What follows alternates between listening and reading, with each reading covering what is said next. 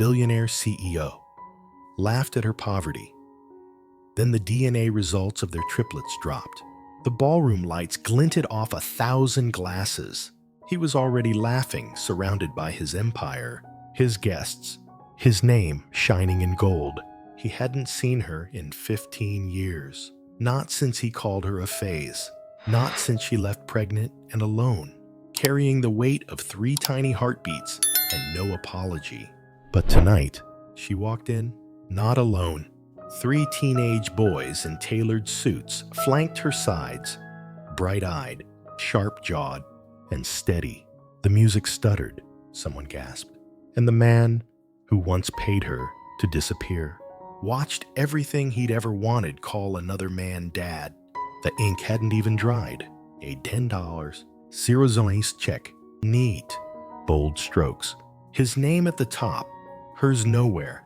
Emma stared at it like it might set itself on fire. The number didn't change, but everything else had. Blake Montgomery didn't look up from his desk. The mahogany gleamed. The city sprawled behind him, dizzy with towers and clouds. But inside that corner office, it was just silence and a girl who'd once believed love could rewrite her life. "This isn't a Disney story, Emma," he said. "You're a waitress. I'm the next CEO. Let's not make this harder." She opened her mouth to speak, but the guards were already behind her. 2 men in tailored suits, no eye contact, no delay. "Escort Miss Sullivan out. She's emotionally unstable." The leather chair bumped her leg as she stepped back. The pain was minor. The humiliation was not. She'd worn the blue dress he said made her look like the sky. Now, she felt like a stain on the rug. They led her through the polished hallways like she was contagious, through the marble lobby, where Blake's voice followed her. "Gentlemen, it's the old pregnancy trick. Check your wallets." Laughter echoed. And just like that, Emma Sullivan was back on the sidewalk. Snow fell in slow, mocking spirals. Her coat was still upstairs. Her womb carried 3 heartbeats. Her wallet carried $237. And the man who said he loved her was already ordering champagne for his next date. She spent the night at Port Authority, slept sitting up, held her stomach, and whispered promises to 3 lives too small to hear. "You are not mistakes," she said. "You are not burdens. And one day, the world will know exactly who your mother was." The next morning, she watched her reflection in a cracked bathroom mirror, mascara smudged, hope bruised, hands trembling. But in her eyes, a new fire had started. Not revenge, not rage, purpose. The kind that grows in the dirt, watered by silence and shame. It wasn't a love story. Not anymore. It was a resurrection. He thought the check would end me, but he had no idea I was just getting started. Chapter 1. 3 heartbeats. No apology. The clinic smelled like bleach and wilted carnations. Emma sat on the crinkled paper sheet, knees bouncing. Her fingers twisted a Metro card over and over until the edges tore. The nurse had told her it would be a few minutes. It had been 30. She thought she knew what was coming. She'd taken the test twice. The plus sign was undeniable. The nausea was loyal. The dreams were different now. Less about floating, more about falling. But nothing could have prepared her for what the doctor said when he finally came in. "Well, that's a strong heartbeat. Actually, 3. Emma blinked. 3 what? Triplets. She didn't speak, didn't cry. She just stared at the ceiling tile above the fluorescent light. There was a crack in it, thin, jagged, shaped almost like a fork in the road. She was 22, alone, sleeping on her friend's couch, working part-time shifts, and stealing rolls from the diner to eat at night. And now, she was going to be a mother to 3, outside. The sky was bruised with rain. She didn't have an umbrella. She didn't have a plan, but she had one hand on her belly. "Okay," she whispered. "Then we do this." The months that followed blurred into survival. A friend of a friend, helped her find a room in a shelter. The city programs offered a cot, a caseworker, and a secondhand stroller. She sold her phone. She took notes on parenting from books she borrowed from the library and never returned. Every day she walked 2 miles to the free clinic. Every week she circled jobs she couldn't take with a body this heavy. Every night she told the babies the truth. He won't come, but I will always be here. Labor started too soon. Week 29, they rushed her into the ER. No family, no father, no time. She screamed into her coat sleeve and pushed. Michael, Matthew, Mason, 3 boys, tiny, translucent, each one taken immediately into an incubator before she could even touch their skin. She didn't hold them, not for days, but she sat beside them 47 nights straight, slept upright in a plastic chair, ate stale crackers, read old books aloud through the glass. Dostoevsky, Shel Silverstein, job postings she whispered like prayers. One nurse, Gabrielle, asked, "Do you want to list the father?" Emma just smiled. Soft, sad, certain they don't need his name. They already have mine. She wasn't raising them to be pitied. She was raising them to remember they came from a woman who never bowed her head. What if the greatest love story starts when someone refuses to walk away? Chapter 2. The room with one spoon.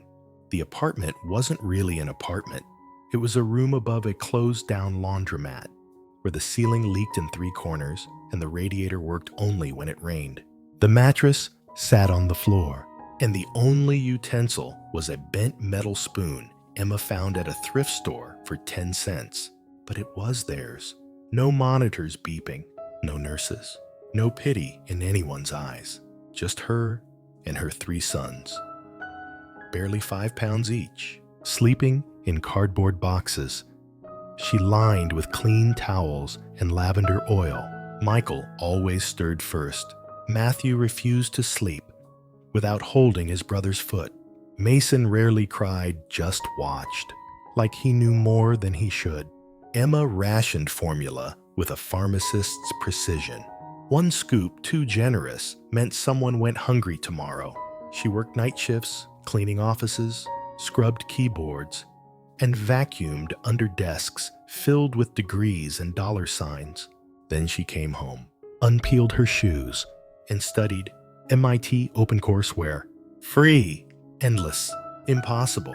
She watched programming lectures with cracked headphones while rocking 2 babies in one arm and bottle feeding the third. JavaScript by sunrise, Python by the next week. She built her first web form on a screen with a shattered corner. The submit button didn't work, but the dream did. The boys grew fast, faster than her food stamps could stretch. She blended rice and water into paste, tore her last $10 into 4 piles. Diapers, soap, internet cafe time, instant noodles. The only thing she didn't ration was love. Every night before bed, they curled beside her, breathing in sync. Michael would ask, "Mama, what's your job?" Emma would smile, "I'm building something, so one day you won't have to ask where your next meal is coming from." Matthew, "Is Daddy coming?" No, she'd say, simple, truthful, without apology. One day, in the shelter library, a social worker named Louisa stopped behind her screen. "You built this." She pointed to a draft app Emma had coded for scheduling flexible jobs for single moms.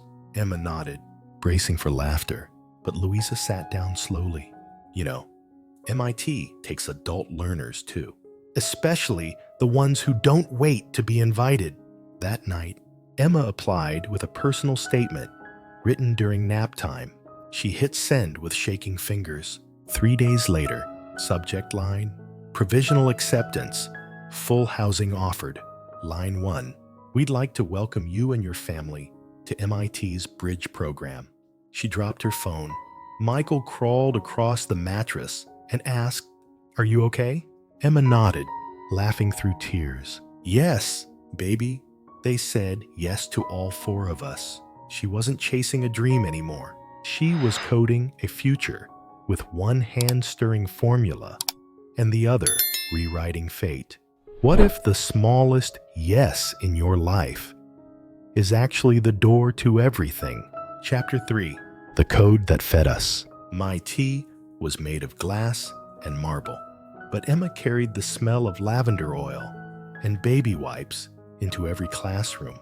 She was 25, the only student who brought a diaper bag to lecture and coded with one child strapped to her chest and another coloring in the margins of her notes.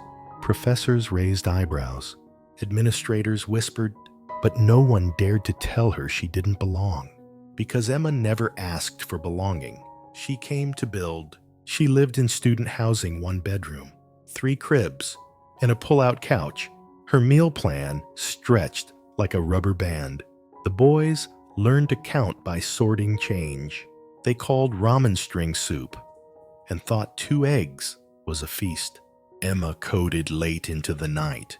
Her fingers ached, her eyes blurred, but her mind moved like fire. The idea came after her friend Gabrielle missed her cancer screening again because the appointment system was broken.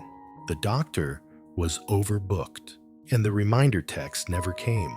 What if an algorithm could predict risk factors before symptoms appeared? What if low-income patients didn't need to be lucky to be seen on time? Emma began designing a tool. It started as a spreadsheet, then became a prototype, then became her obsession. She called it Foresight. She pitched it at a university startup fair. Her booth was tiny. Her slides were wrinkled. Her voice shook. But when she finished, a woman in a red scarf from the World Health Innovation Fund approached her. Is this running live? Yes. Who wrote the back end?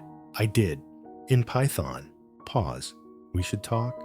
Emma didn't jump, didn't cry. She smiled, nodded, and packed her stroller one-handed because she knew big moments are just survival with better lighting. By the time Michael was 6, they were eating fresh fruit.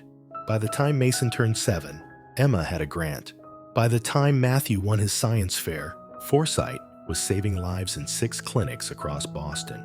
They still lived small, still shared beds, books, spoons, but now the code was feeding them. Professor Liu, who never smiled, pulled Emma aside after a guest lecture. Do you know how rare it is? What? To build something that matters before 30. I didn't have time to wait, she said. I had mouths to feed. She didn't write code to impress investors. She wrote it to keep 3 boys alive and to make sure no one else had to beg to be seen. What if the most revolutionary thing you can do is refuse to give up? Chapter 4. The Quiet Man. He didn't look like the kind of man who changed lives. He wasn't flashy. No luxury watch, no entourage. Just a soft navy sweater, dark-rimmed glasses, and a notebook he carried like it held someone else's heart. His name was Lin Chen. Emma met him at a healthcare tech conference where she wasn't even meant to speak. One of the panelists dropped out last minute. A professor recommended her. She showed up late, wearing the only blazer she owned 3 years old, slightly tight at the shoulders, with formula stains she hoped no one could see. Lin sat in the 3rd row. He didn't interrupt, didn't take notes. He just listened after the talk. He approached her with quiet eyes and a folded business card. You're not pitching. You're solving. Emma hesitated. Is that good? It's rare. They met at a small cafe on campus 2 days later. He ordered jasmine tea. She got coffee she couldn't afford. The first thing he asked was, what are you building that no one else understands yet? And for the first time, she told someone the whole thing, not just the code, not just the mission, but the weight, the nights she coded, while her sons coughed beside her, the way her hands trembled after wiping tables, then typing with cracked knuckles, the fear she'd run out of strength before the world saw what she was building. Lynn didn't blink, didn't ask if she had a husband, didn't offer advice she didn't need. Instead, he said, would you let me invest not just money, but belief? He started showing up. Small checks, warm meals, books for the boys. Never too much, never too soon. He met Michael first at the science fair. Matthew later after a chess match. He almost lost. Mason last. Over a shared love of constellations and silence. One night, Mason curled up on Emma's lap and asked, is Mr. Lynn like us? Emma blinked. What do you mean? He's gentle, with broken things. They grew into something without ever naming it.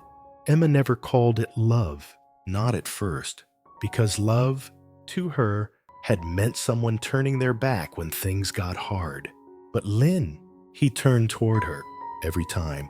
When her grant ran out and she was ready to walk away from Foresight, he stayed up all night with her, debugging code and warming leftover soup.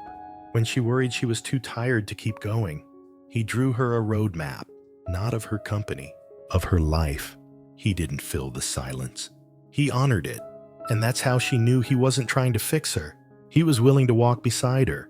What if the love that changes your life isn't loud, but simply refuses to leave? Chapter 5. A better last name. There was no ring, no roses, no dramatic gesture in a candlelit room. It happened on a bench at the public garden in Boston, right where the pond curved and the trees shook gold in the October wind. The boys were chasing leaves nearby.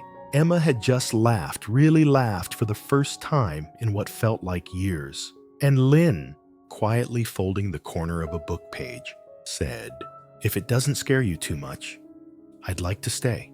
Emma turned. He didn't mean the day. He meant the life. She looked at him, then down at her hands. Her fingers had carried too much. Her heart still bore the fingerprints of a man who called her disposable. I can't give you easy, she said. I can't promise calm. Lynn smiled. I'm not asking for calm, just to be included in your storm. That night, she told the boys. Michael listened carefully. Matthew grinned before she even finished. Mason asked the one question that mattered. Will we still be Sullivans? Emma paused, then said the words that changed them forever. You'll always be mine, but if you want, we can share something new. A better last name. 2 months later, they stood in front of a courthouse. No wedding, no crowd, just 4 chairs, 4 pens, 4 hands signing the name Sullivan Chen. Not because they needed it, but because they chose it. Blake Montgomery didn't notice. Not when Michael's science article went viral. Not when Foresight expanded into 3 countries. Not even when Emma's company crossed $10 in valuation. But the world did. A Forbes piece ran the headline, Single Mom Turned Innovator Now Leads the Healthcare AI Revolution. Emma didn't read the comments, but the boys did. One said, imagine being the guy who walked away from this woman. Meanwhile, Blake sat in a sleek Manhattan office, scrolling headlines he didn't understand, drinking wine that didn't taste like anything anymore. He paused on her photo. Her smile was quiet.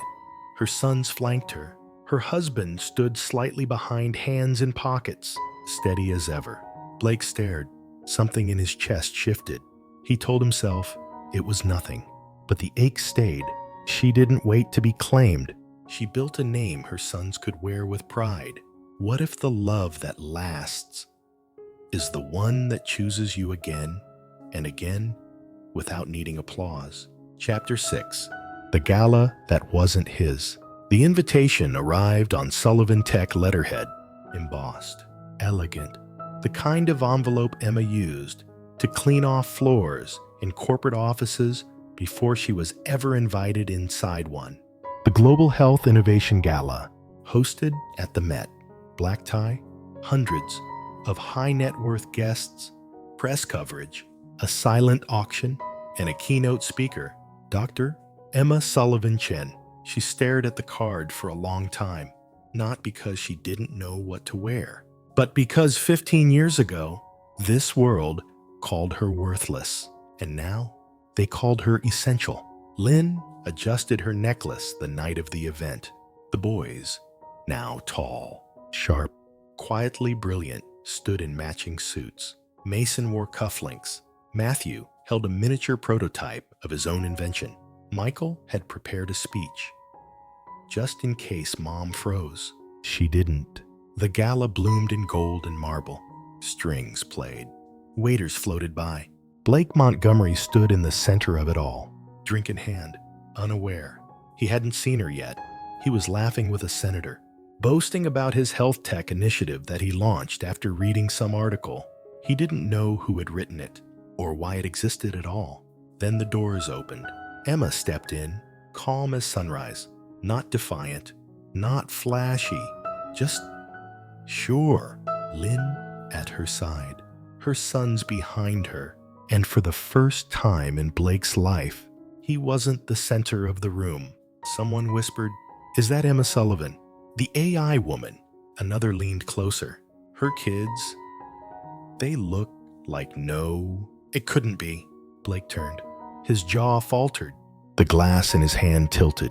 His eyes locked on hers. And for the first time in 15 years, he didn't know what to say. Emma walked by. No drama, no greeting. Her eyes didn't narrow. They didn't soften. They just didn't stop. Because when you've survived enough, you don't return to make someone else small. You return to stand in the space they tried to erase and own it. She didn't come to be remembered. She came because she already knew who she was. What if strength isn't loud, but simply walking through the door they swore you'd never enter? Chapter 7. The DNA files. The ballroom dimmed. The screen behind the podium lit up with her name. Dr. Emma Sullivan Chen, founder of Foresight, mother, innovator, survivor. The audience applauded politely, expecting something clean, corporate, maybe technical. They didn't expect her voice to sound like still water before a storm. Emma stepped onto the stage in a black satin dress that shimmered like it had been dipped in dignity. She didn't read from her notes. She looked out at the crowd and began, 15 years ago, I sat on the floor of a city shelter, feeding 3 infants from 1 bottle. I didn't have a title. I didn't have a voice, but I had something better. A promise. She let the silence settle, then reached into her leather folder. She pulled out 3 crisp sheets of paper. These are birth records. These are academic transcripts. These are paternity test results. Gasps fluttered through the ballroom like doves startled into flight. She held up the last page. Michael, Matthew, Mason. These are my sons. And 15 years ago, someone said I wasn't enough to raise 1 child, let alone 3, that I was forgettable. She paused. Tonight, I want to thank him. Because when someone calls you nothing and you still become something, that is freedom. All eyes turned. Blake sat frozen in the 3rd row, his wine untouched, his jaw slack. He wanted to stand, to speak, to deny, explain, escape, but he didn't. Because the whole room had already seen. Emma continued, I didn't come here tonight for revenge. I came for the single mother in the back of this room who wonders if she'll ever stop surviving. And I came to show you that your value isn't something anyone else gets to define. She closed the folder. The crowd rose. Applause thundered not for the scandal, but for the restraint. Because power that doesn't beg to be noticed can never be forgotten. She didn't burn him to the ground. She simply outgrew the cage he left her in. What if your healing isn't loud, but simply walking in truth until no one can deny it? Chapter 8. I don't want your name. The ballroom emptied slowly. Whispers clung to the air like perfume. 1,000 names buzzed, but hers rang the loudest. Emma stood at the back, near the silent auction table, her sons sipping ginger ale from champagne flutes. Mason adjusted his tie. Matthew recited the stats of every Nobel Prize winner since 2000. and Michael scanned QR codes to see which AI projects had potential. They looked unbothered.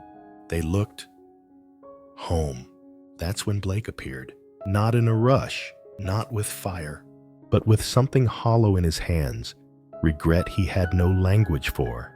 He stepped forward slowly. Emma, she turned. Didn't flinch. I didn't know they were mine. She raised an eyebrow. You didn't want to know. He looked at the boys, their posture, their faces, his own reflection staring back in triplicate. Can I talk to them? She paused. They're not props. Blake, they're people, and they don't need closure the way you do.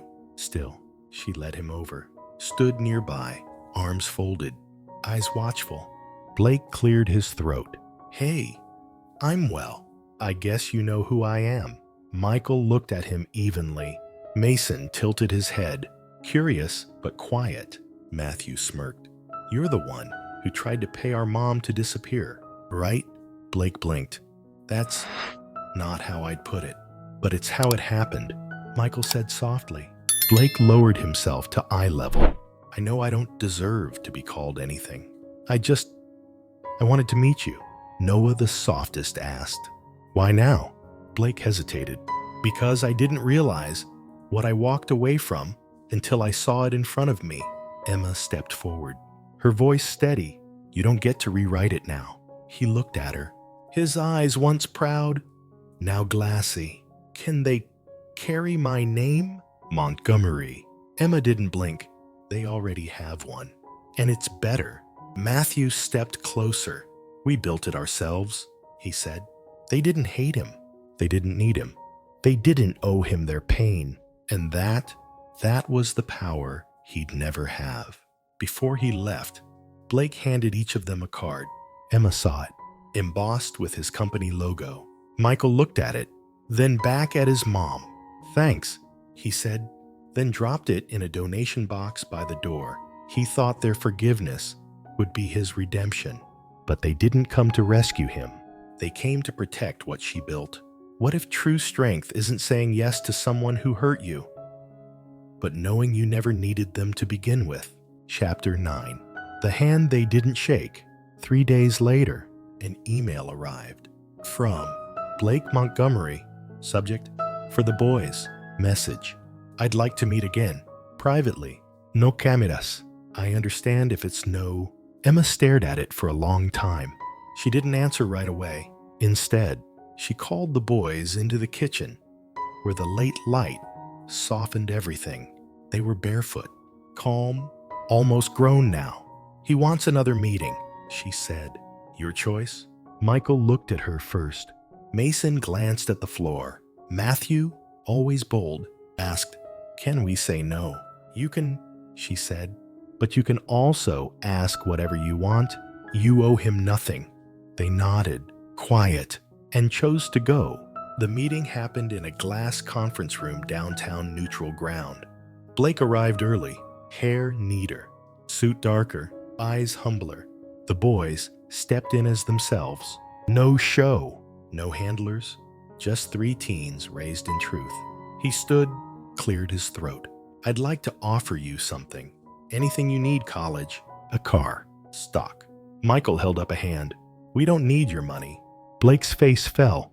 I just want to help. Matthew leaned forward. Then hear this. We're not angry, but we're not yours. We have a father. His name is Lynn. You had one shot to love us, and you never showed up. Blake swallowed hard.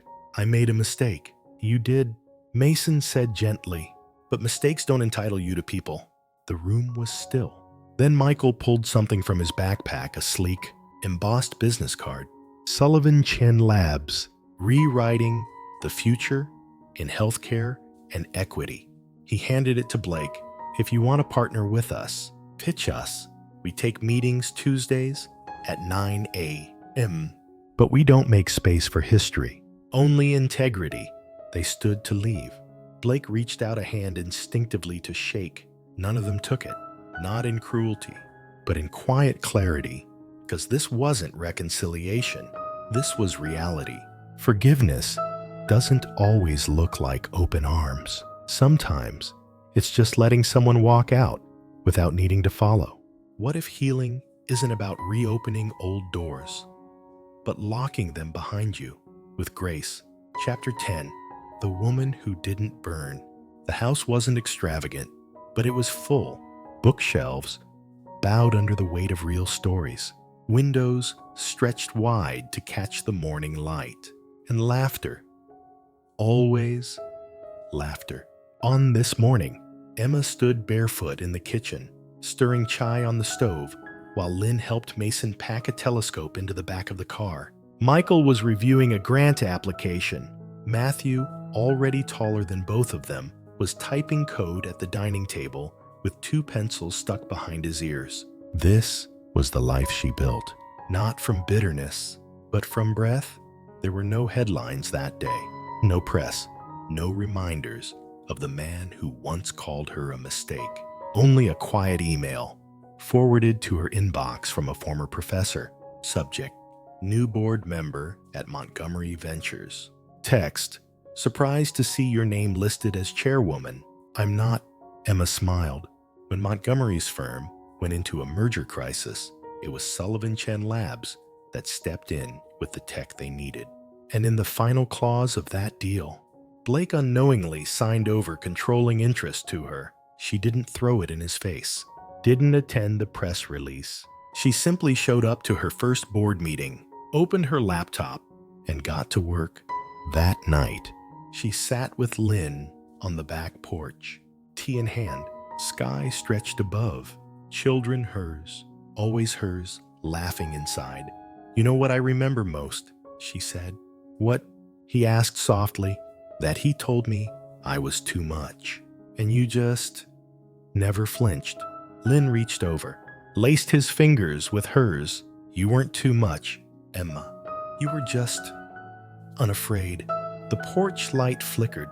A breeze carried the scent of orange blossom. Somewhere, a cello played from Mason's room. The house exhaled peace. And Emma, who once slept in a hospital chair beside 3 incubators, who coded with one hand while warming formula with the other, who built a company without begging for permission, sat still. She didn't need anyone to clap, or to say her name, or to apologize. Because the truth was simple. She never needed to set fire to the world to prove she belonged. She just kept walking through the smoke, and somehow never burned. The woman they tried to forget became the story they could never erase. What if your greatest power was never letting them see you fall? The woman who rewrote her worth. She was never the one they expected. Not loud enough, not rich enough, not connected enough. She was just a girl with a cracked phone, a stretch-marked stomach, and 3 sons no one believed she could raise. They told her love was a transaction. They told her ambition was arrogance. They told her survival was all she'd ever achieve. But she didn't scream, didn't fight to be seen. She just kept building, in silence, in hunger, in code and cribs and cold coffee at 3A. And when they finally looked up, she wasn't waiting. She was already standing at the head of the table with her name on the building. They thought her story ended with heartbreak. They were wrong. Her story ended with legacy, with dignity no one could take, with sons who knew how to love, because they watched a woman who never asked for permission to be whole. She didn't need to destroy him. She just needed to become herself. And that was enough. If this story stayed with you, if you've ever been underestimated, erased, or left behind, then let this whisper be for you. You are not who they walked away from. You are who you kept becoming, and your worth, it was never theirs to define. The next story goes even deeper. One daughter, one secret, one chance to change everything. We'll meet you there.